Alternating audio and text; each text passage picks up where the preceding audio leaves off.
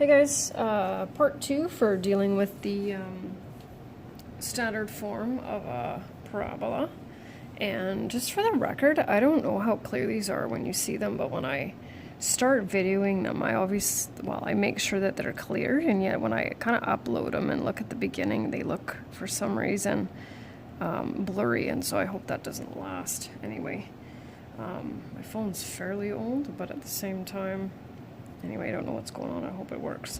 So now what we're looking for here is we're going to calculate the intercepts as well as we're going to graph it. And this is a little bit different than dealing with vertex graphing form.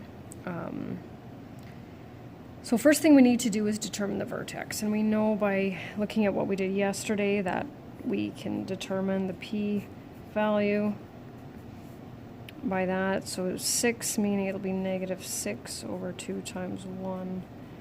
Is that, and then calculating, taking that value and substituting it back in. So 9 minus 18 plus 8 is negative 1, and so there's our vertex. Okay, and I'm going to right away, not that I need to, but I'm going to right away go put that there, because that, we always want that to be the middle point of our parabola. Okay, calculate the y-intercept. This one's really easy because y-intercept is actually c, but we're going to follow the same formula as we've been doing before, the same setup, and we're going to put 0 in place of x. And unsurprisingly, 0 squared plus 0 plus 8 is that. And so we're going to use this one as well. And then we're going to calculate the x-intercepts by putting 0 in place of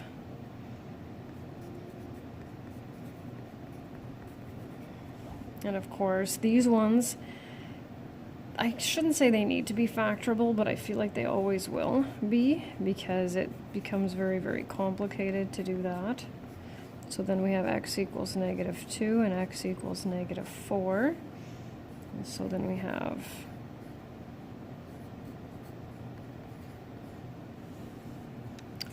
and so we'll plot the negative 1, 2, 3, negative 1. We'll plot that one.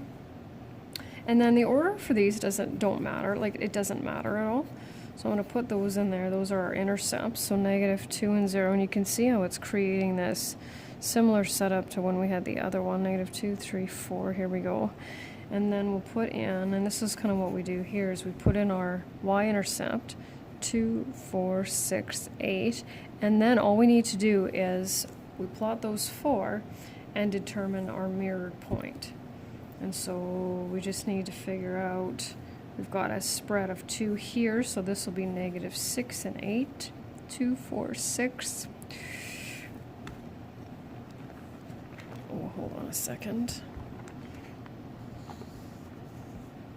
There we go. So 4, 6, 2, 4, 6. There's our mirrored point. So there's the vertex, our 2x intercepts. Actually, it's not as bad as I thought. So there's the first one. The second one. Now, this one I gave a negative value for a, means of course we know that this parabola is going to be facing downward. And so we'll do some of the same things here. We'll look for, get our vertex first.